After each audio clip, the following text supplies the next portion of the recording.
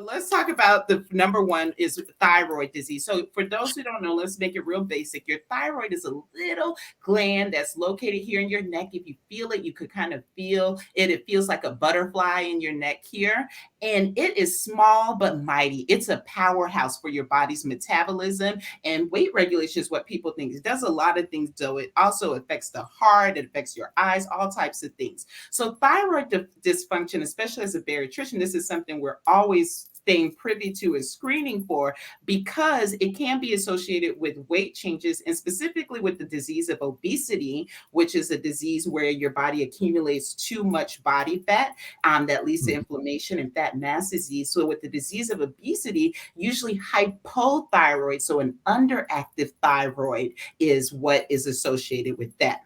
But Miss Elliott, Missy, that's not what she had. She had Graves' disease. So as I mentioned, that's an autoimmune disease. And if you want to think about autoimmune, what that means is your body's immune system, instead of fighting outside stuff like it's supposed to, like fighting viruses, fighting illnesses and colds, it starts to automatically attack itself.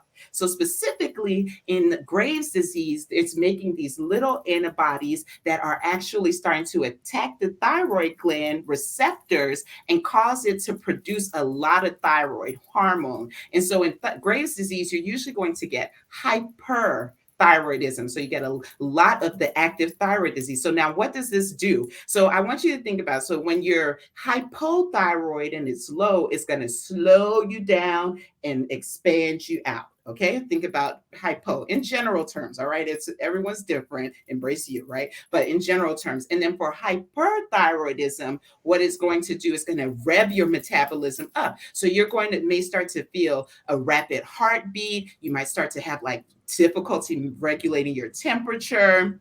You will see, because the thyroid is being stimulated, you'll see a growth, a goiter in your neck as well. And then it starts to attack the muscles, and you see the eyes. We get ophthalmos or thyroid eye disease, and your eyes may start to bulge out. You also, of course, what everyone will be talking about is the weight changes, right? You'll get hair loss too, is another thing that women will see. So but the weight changes, and usually since your thyroid gland is being activated, you're going to be losing weight.